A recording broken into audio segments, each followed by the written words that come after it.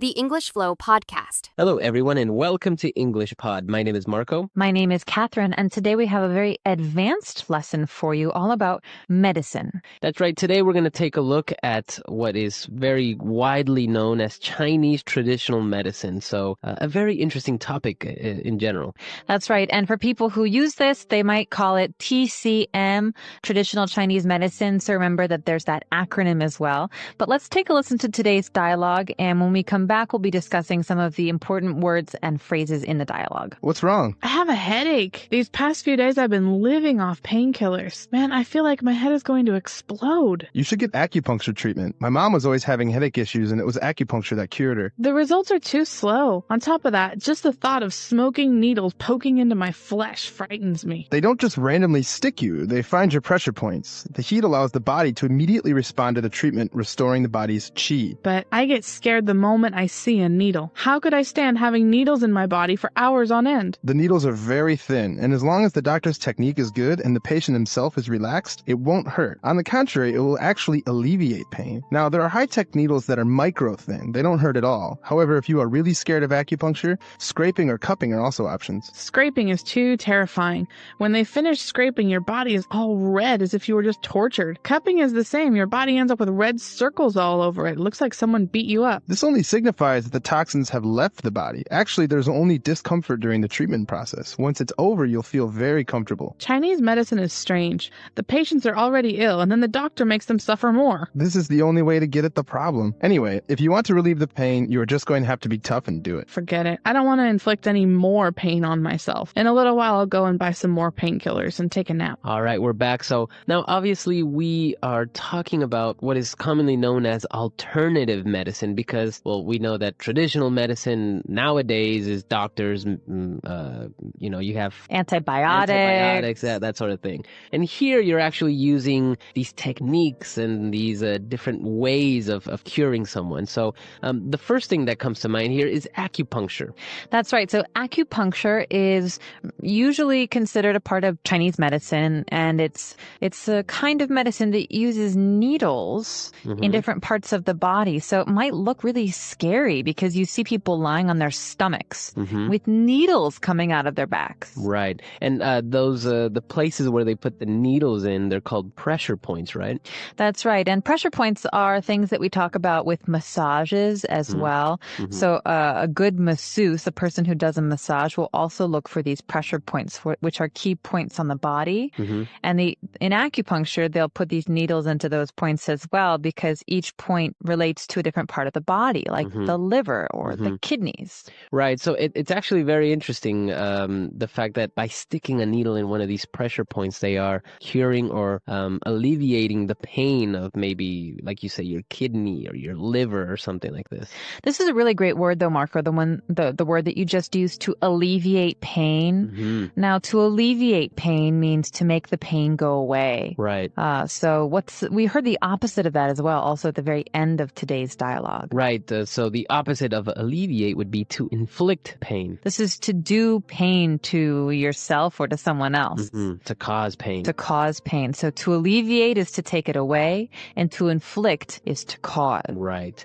So now acupuncture is very popular. Sticking needles in people's pressure points, it does seem like it would hurt, but there are other ones that maybe are not as widely known. The next one that we're going to talk about is scraping. Scraping. So to scrape is a verb, and you can scrape the bottom of your plate with your spoon, or you can scrape on, sometimes cats like to scrape on the furniture. They use their claws and make that sound. But in this case, scraping is a little bit more maybe painful sounding. What do they do in scraping? So basically, it's the same thing. They use different tools and they scrape your body. They just, I don't know, basically what I understand from it is that they are extracting the illness by taking it out of your skin. So they use what looks like a small knife or like a flat kind of sharp blade, and they actually kind of take off the top layer of your skin. They scrape it away. Yeah. It's very, very painful from what I've heard. I've never done it myself, but as we see in the dialogue, it does look very, it looks like you've been hit or treated poorly in prison or something, because your skin is red and almost bleeding. That's right. And another one that actually looks quite painful when you see someone after they've done it is called cupping. Right. Now, this one you might have seen even in the last Karate Kid movie. Basically, it's a little round bulb or a little round glass cup, and the Chinese doctor will light a piece of cotton and will put the cup over it, and the suction effect that by putting out the fire and it sucks up all the oxygen and everything causes the cup to suck onto your skin really, really tight. Yeah, it's like you put it onto your skin, so it creates a vacuum, right? Exactly. There's no air coming in, and that way the cup that there's no air in has to pull out all those chemicals and those toxins and that oil from your skin and take it away. Right. Right. So it's actually pulling at your skin. Yeah, and well, that's the thing with the vacuum effect is so great, and pulling it out with such force that you're actually left with a big purple or red circle on your skin from, I guess, the blood clot type thing. That's effect right. that is caused by it. So you will see a person's back maybe, and they have bruises, yeah, like 6, 7, 10 bruises on their backs. Although I am told that even though it's very painful and it looks even more painful, the effect is that it does help your circulation. It helps the blood in your body move around more freely. Yeah, I've heard the same thing, and even though that it looks painful and it may be painful while they're doing it, I've heard that after it's done, even though it looks like it should hurt, it looks like a bruise, it doesn't hurt like a bruise. So people don't actually say, oh, don't touch my back, it really hurts. It doesn't really seem that way. Well, and there's an interesting line in the dialogue that is related to this. It's about scraping, actually, but you can say it about cupping as well. Your body is all red, as if you were just tortured. Now, as if you were tortured, or we could say, as if you were beaten up. And in this case, was the person tortured? No. So it's basically a relation, or making that relation that your skin is so, let's say, bloody that it looks as if you were tortured. So it seems like somebody hit you with a whip or something. It looks like you were tortured, but you weren't. Right. So as if is a way for us to make a comparison or an analogy. Right. I think you can see it in maybe books, so maybe you would describe a guy saying, oh, he was really angry, as if he had rabies. Yeah, it's as if he had rabies. Like he doesn't, but he's acting like he does. Or maybe you run into the kitchen and eat so much food as if you hadn't eaten in days. Exactly. So you have, obviously, but you're acting like someone who is starving. So yeah, that is an interesting way to describe or to make a connection between two different things. And, well, Chinese traditional medicine as well, a very interesting and historical form of treating illnesses. Now, I'm told that it does work, even though some people are very skeptical about it, and I don't think it's accepted in the international medical field. Well, I think that there's Western medicine, which has its benefits. You have penicillin and all of these different antibiotics to help us combat different diseases and bacteria. But also traditional Chinese medicine kind of helps other things. I think there is a spirituality, this idea that we have a qi. There are positive and negative forces in our bodies, and sometimes trauma or big events will make that qi kind of, it'll affect it in a bad way. So the qi is unbalanced. And so a lot of this is about rebalancing your system. And if you believe that and you really understand that, there are certain forces inside your body, then I'm sure this kind of medicine has a positive effect on you. Right. I believe that it does have its ups and downs. I was very skeptical about it until once, actually, I had a very, very bad headache, and somebody took and pushed a pressure point on my finger, on my thumb, for about maybe 1 or 2 minutes, and the headache was gone. Wow. So I was very much amazed, but at the same time, when people are treated maybe for maybe they can't conceive a baby and they're doing these rituals or giving them ginger or or different roots to drink and eat and stuff. I don't know if that really does help or what evidence there is that it actually does work. Well, I think that's something that also is important to look at on an individual basis. I don't think even some Western medicines help all the time if you're Right. not in a place where you believe that it will work.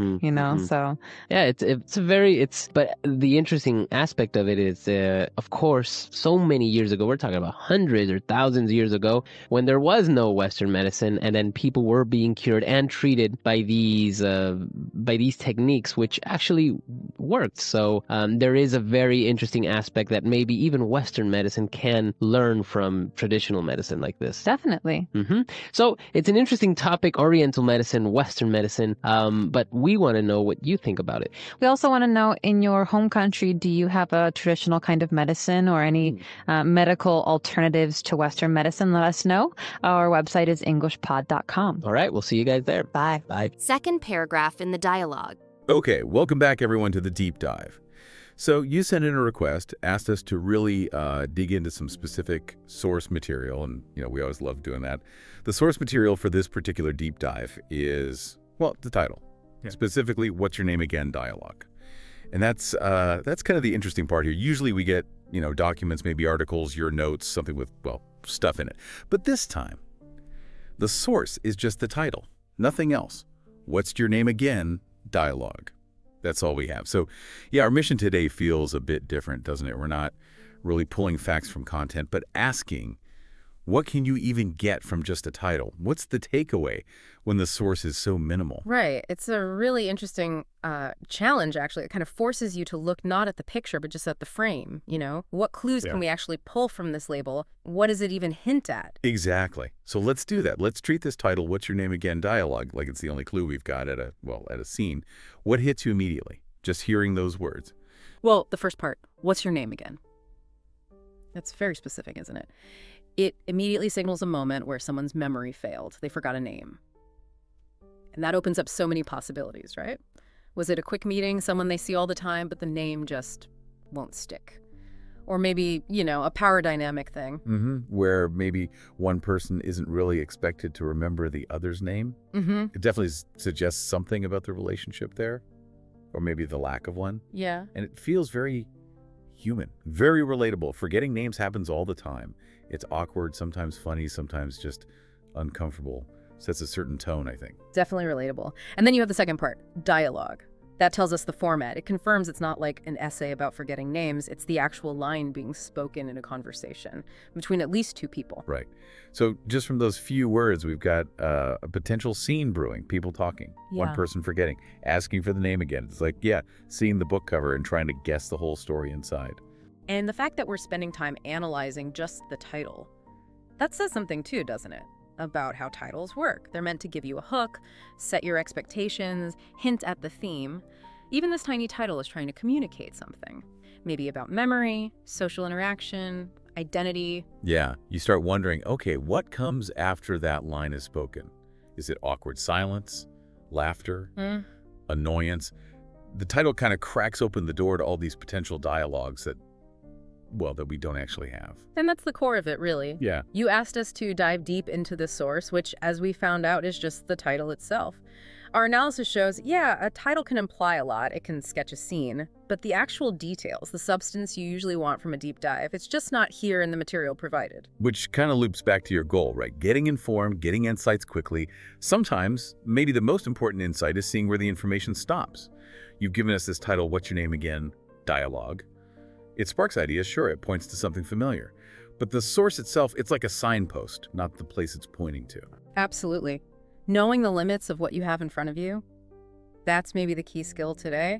With so much information flying around, it's recognizing when you have the summary, but not the full story. So here's something for you to think about. You gave us this title, What's Your Name Again? Dialogue.